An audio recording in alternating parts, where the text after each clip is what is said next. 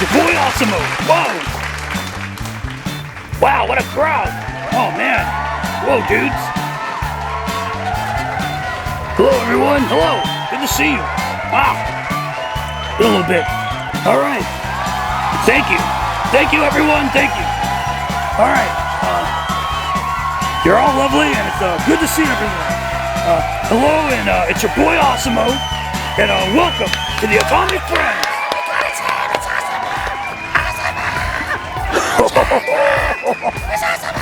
Hi-yo! Looking good, boss. Looking good.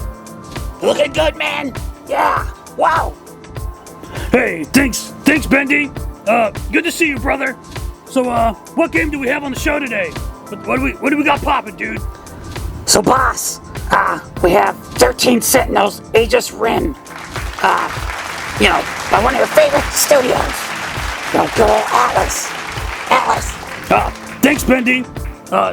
Yes, so Atlas, the purveyors of demon summoning games like Shin Megami Tensei and the Persona series, amongst many other things. Well, in truth, this game was developed by Vanillaware, and it was just published by Atlas, but yeah, either way, they clearly have their stink on it, and I mean, the damn talking cat in this game, too. Not that I don't like talking cats. Talking cats are pretty cool, but, Atlas, you kind of got a shtick, bro-him. So yeah. Ooh. Can you hear that? You hear that, everyone? That's hot, tasty Folgers, right? That's Folgers? Folgers is brewing in the background. Can you hear it? Oh, God. Brought to you by Birdie Knits. Going along with the theme of things. Going along with the theme of things. There she goes, man. Ooh. Ooh. Oh, God, smell that. Whoa. Man.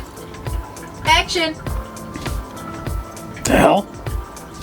We've been recording this whole time. Okay, so if I have my numbers right, 13 Sentinels released for the PS4 in late 2020. And for the Nintendo Switch earlier this year, 2022. So, yeah, this game takes place in the 1980s, I guess, for the most part. Jumps around a lot, which, I think is pretty cool. 80s is pretty cool. And, yeah, I guess Atlas West had some issues with the English localization due to the COVID-19 pandemic. But the game eventually found its way to Western hands. And, yeah, I've been waiting a while to get to play this game after seeing a trailer and some of the gameplay for it. Looked pretty cool. I love the graphics in this game. So yeah. Anyways, without any further ado, our humble and learned reviewers are waiting to let you know their opinions and thoughts on the game, brother. So let's hear it from the dudes. We're going to be starting out with the Noodle Dude, Noodles, Noodleton. Yep, he's gonna be starting us out. And I'll catch you guys later. I'll catch you guys on the other side. All right, thanks for showing up. Thanks for coming. All 5 of you. All right, later. Hello, everybody. Oh, hey, Noodles. Hey, what's up, man? Whoa. Oh man, this crowd is freaking hot. I can smell the coffee in the background. You guys are jacked, aren't you? Yeah, I bet you are, because I'm pretty jacked. I still haven't had my first cup yet, but, I'm enthusiastic. I'm fired up just smelling this stuff. Oh, God. All right, man. Well, we got a nice crowd here today. Hello, guys and ghouls. What's up? What's up, bros? Brosifs? Broettes? Whatever. Guys and ghouls. Today, we're talking about Atlas's, 13 Sentinels, Aegis Rim. So yeah, let's get into it, man. I'm jacked. Let's do this. Woo! Oh man, so where do we begin with this one? Oh wow. 13 Sentinels, Aegis Rim. Man, this is all over the place. From a timeline perspective. So yes, there's time travel, but it's kind of just the beginning of where this all begins. Begins at the beginning. So the beginning takes place in Japan in the 1980s, and jumps to the past briefly. with 2 of the 13 main characters going from, World War II era Japan back to the future in the 1980s. Oh man, where the hell have I heard that before? Yeah, well, whatever. All this game really could use is a DeLorean. Sweet DeLoreans are cool, I guess, for time machine. But, with all that said, if this game had a DeLorean, it'd be retro-rific, right? Yeah, I guess. So yeah, this game jumps to 2025 and... Whoa. Oh. There's my coffee.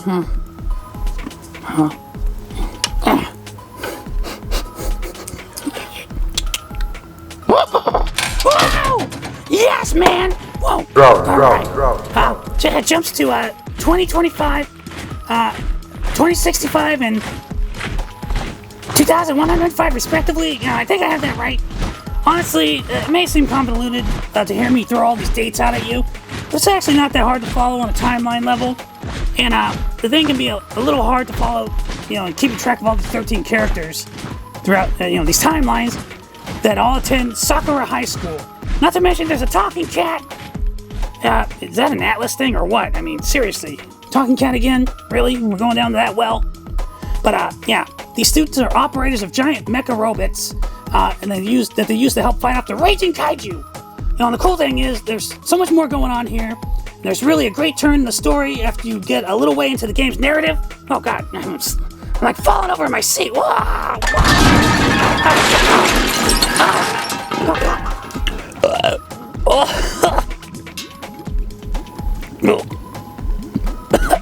Oh god. Oh man.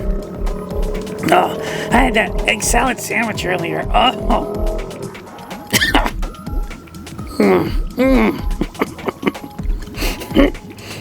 Oh man, dude. It's tearing me up inside.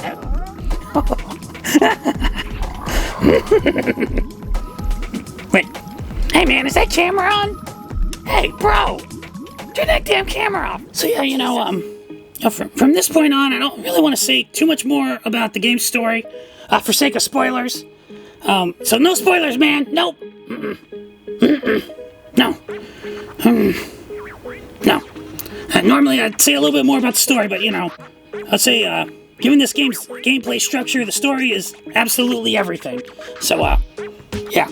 And you can say that about most RPGs, but this one, maybe more than others. So yeah, with all that said, I'll leave the story there, and we can move on to the gameplay, dudes. Alright, let's get into it. Let's talk about the gameplay. Okay, man, so let's talk about the gameplay here, alright? The gameplay alternates between, story exposition similar to a visual novel and RTS combat, when your characters are in their Sentinels. You're battling the kaiju, the various D forces, the Demos, in the visual novel aspect, which I would say kind of makes up the large portion of the actual gameplay.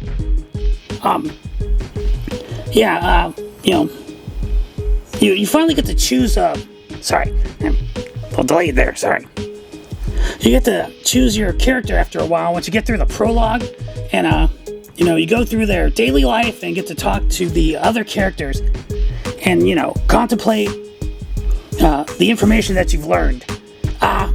So you have keywords that will help you recap information and associations with characters, and they really help give the player the ability to get engrossed in the story by giving you tools like a database for all that dot cloud stuff and flowcharts.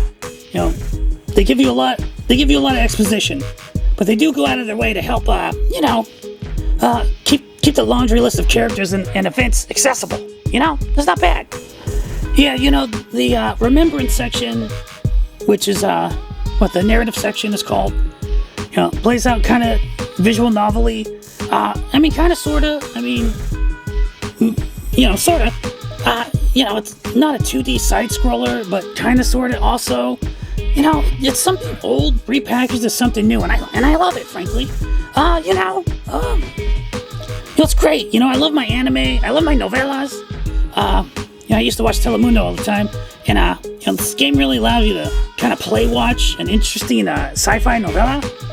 But after a character section, you get to choose between once you get to it. Oh, I already said that. Oh, great. So yeah, after a while, you'll get locked out of a character after you get going, and you have to play other characters' storylines in order so you don't progress past points to where it'll show something that you don't need to see yet, or it doesn't let you get ahead of yourself. Long story short, so all in all, the story is kind of linear because of that, but you get to kind of pick out what you do in some sort of order, I guess. It's cool. So I'm gonna move on to the the destruction phase, where you get to pilot the Sentinel, the RTS simulator type of gameplay. You're met with waves of enemy kaiju that are trying to destroy the terminals, and there are different generations of Sentinels, and each one of them has its own strengths and weaknesses. Some are beefy melee tank type characters with high tankish hit point levels. Others have long range attacks, and others can fly around and move around in large swaths. Oh, my little stand is a little funny today. You have the ability to bring 6 Sentinels to battle, and you kind of see what kind of kaiju you're going to be fighting, so you can kind of make the right combination, the right Sentinels for the fight. It's pretty cool. Yeah, and the game really gives you kind of nice bite-sized portions of the gameplay. So it's great when I'm playing the Switch Lite. It's just handheld, and so I can kind of just take it around, do my thing, do my thing, bro. And I'll put on my headsets. Now the Switch, did that firmware update. And you can use your Bluetooth headsets now. Oh man, that's pretty cool. And the gameplay and the story of this game really had me on the hook, and got me really put me in like kind of hog heaven when it comes to immersion. And that's pretty much all I have left to say about the gameplay. I'm just gonna hand this off to Mr. Doodlez, and he'll talk about the graphics and the sound. And so anyways, bye everybody. Bye. Oh, my hand's all weird. Bye. Later. I'm out of here. Bye. I'm leaving. Bye.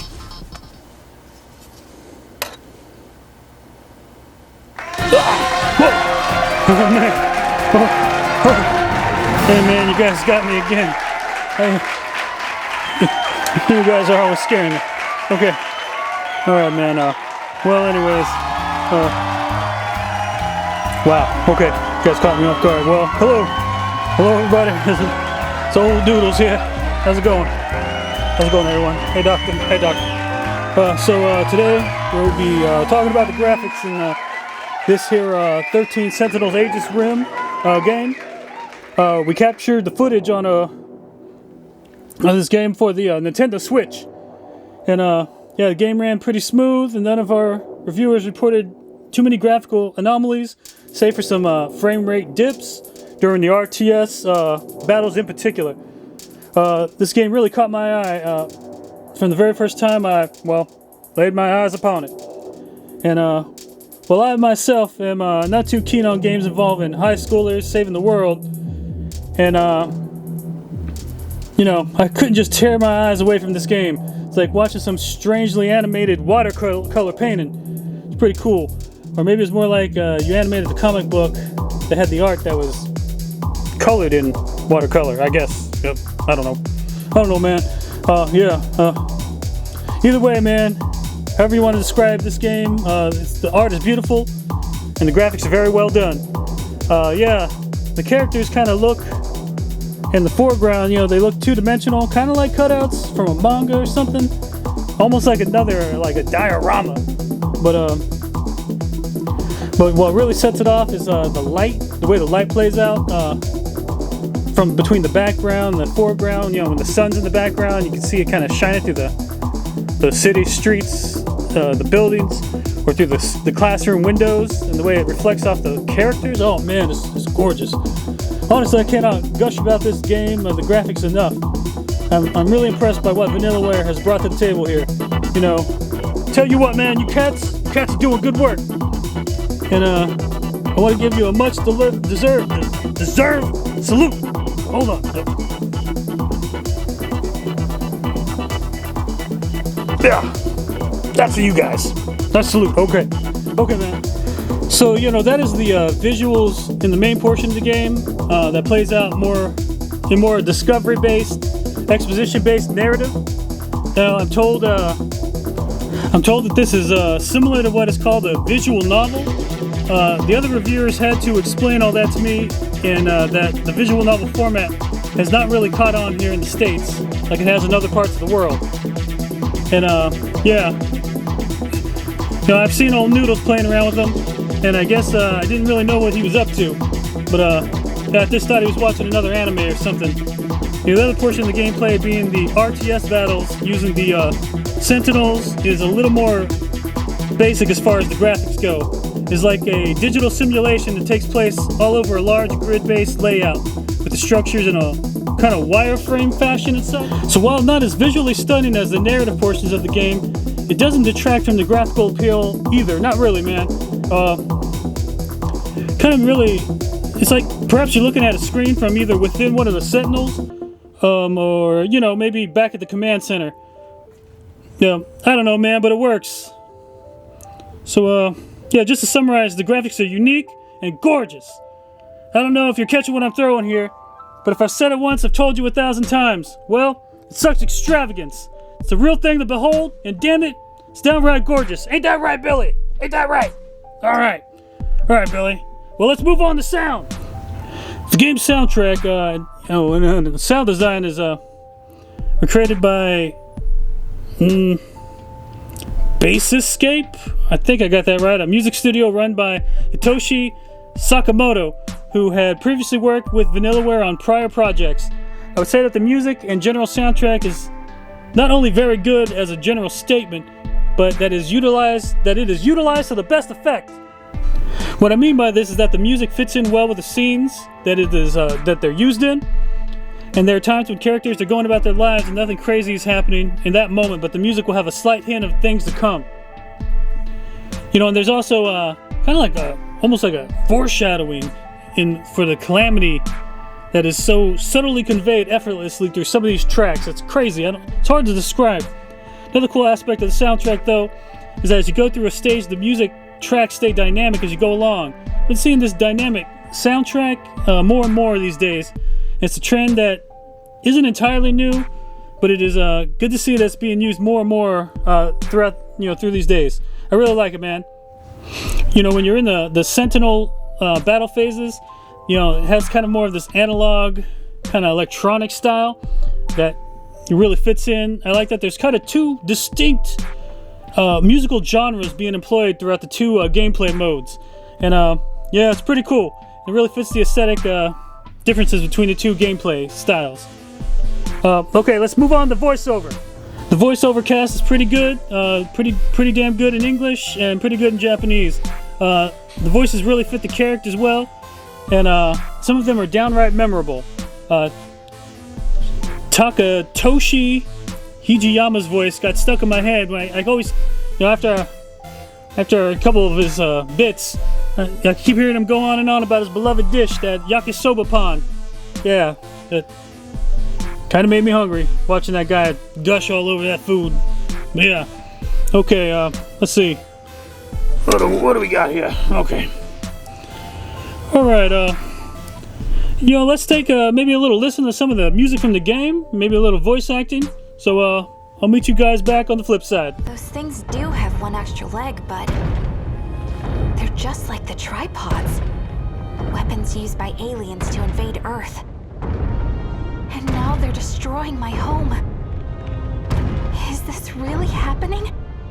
Was Earth really attacked by aliens? Do they want to destroy humanity? BJ, why? Why did we come here? Search. Memory cell. Yeah, I know, but what is that? You're looking for this? Sentinel. Sentinel number 17. Am I in enemy range? Gotta do something. Just watch. Did it! I beat him!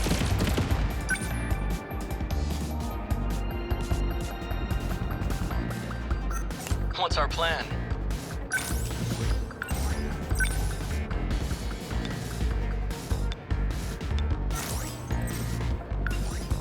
Not throwing away my shot. Number 19, commence movement. Leave it to me. Okay, welcome back, everybody. Okay, good to see you back. All right, man. All right. Okay. So that wraps it up for the graphics and the sound. Let's send this one back down to Awesomo. Let's take this one home, boys. All right, I'm out of here. All right. Later. Bye, everybody. Noodles stir-fried in sauce, enfolded in sweetened bread. I don't trust much in this post-war world. But if there's one exception, it's my yakisoba pan. Where'd he go now? Maybe he really was just manipulating me. Well, it is yakisoba pan. Not much I could do. If he's in that uniform, he's probably going to school. But what's he trying to accomplish there? Well, as long as I've got it. So good. The sauce is so sweet, yet so spicy. That hit the spot.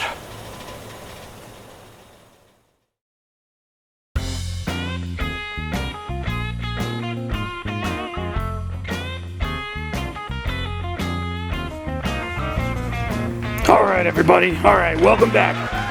Welcome back, everyone. No, thank you kindly. All right. All right. Hello, everyone. I hope you enjoyed hearing the opinions and viewpoints of our esteemed reviewers, Noodlez and Doodlez. So yeah, in conclusion, 13 Sentinels caught our eyes randomly a while back, and it, came up in our YouTube feed, kind of unprovoked. My guess is probably all the Atlas games we like looking at. And maybe because of the supposed algorithm, that thing, so it was visually intriguing, and we put it on our list of games to try and get our furry little hands on. And this is one game that I just like to zone out on. It is a game that I can play and relax, enjoy a cool story aside. From my Persona games, I don't really care too much for high school students as my heroes. And I think it is a tired and largely played out trope, but I really like the rest of the story so much that I gave it a pass. And I know I'm not the only one who likes to veg out on this game, because Friendy and Noodlez both share a Nintendo Switch Lite, and this game runs well enough on it, and you should see them wearing their headphones playing it. Yeah, it's pretty adorable. Those guys are pretty cute. But yeah, the soundtrack is great. Gets stuck in my head, and whether you are playing it on a nice sound system or using headphones, is quite the audio experience. The pacing of the game is pretty good, and while the story and the semi-visual novel aspect of the game may not be for everyone, it's a game that deserves a second look if you're even remotely interested in a cool sci-fi story, unique, amazing graphics, and a banger of a soundtrack. With that said, let's rate this one up. We're changing our rating system as of this review, and I will now attempt to give an explanation of our new system. Previously, we did a 10-point scale and an individual reviewer's thumbs up, mid, or down scale. We've all agreed that this is pretty redundant, and we'll be moving on to a thumbs up only rating as of this review. Each member of the Atomic Friends crew gets a thumb vote. That vote can again be either thumbs up, down, or midway, half thumbs up or down.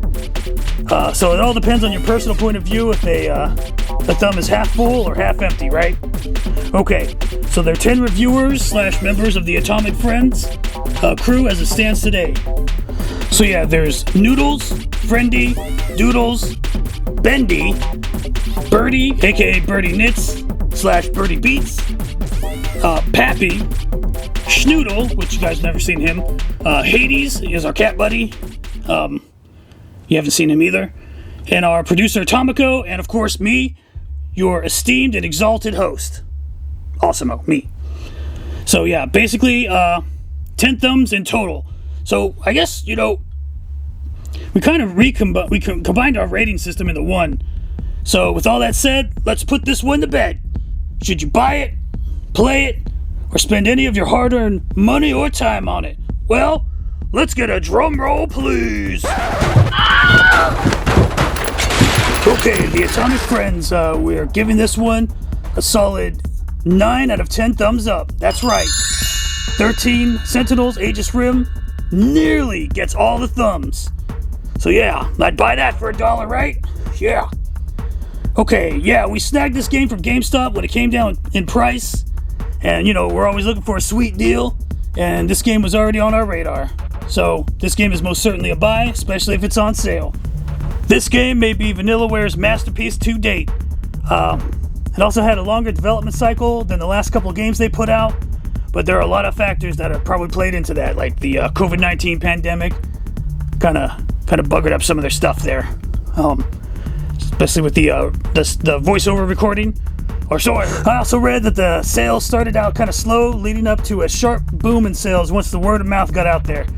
And yeah, far outsold Atlas's original expectations, so that's a good thing as far as Vanillaware producing another game in the future with Atlas. So yeah, in this doggy world, it's good to see this from developers and studios that are willing to take a chance on games that kind of fall outside of the box. It's a unique design, pretty cool story, and yeah, you know what?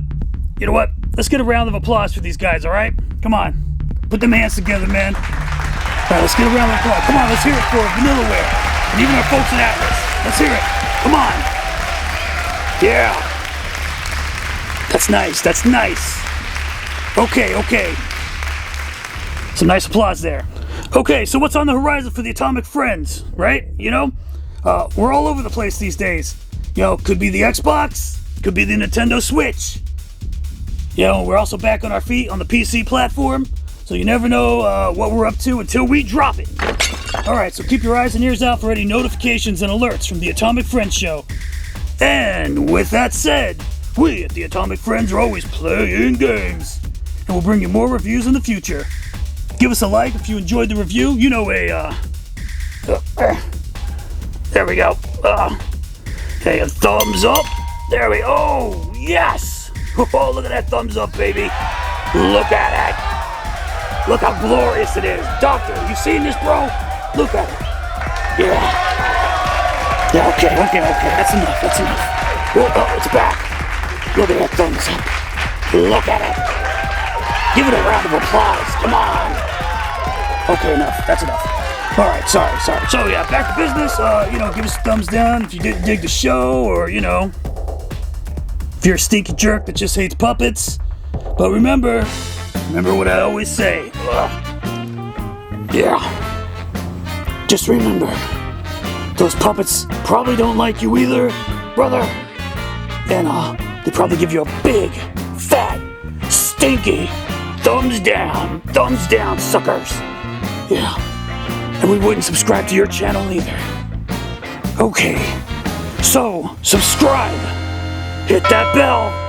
Hit that bell. To get updates and on the new reviews from us here at the Atomic Friends. Alright. Goodbye, everybody. Goodbye. Later.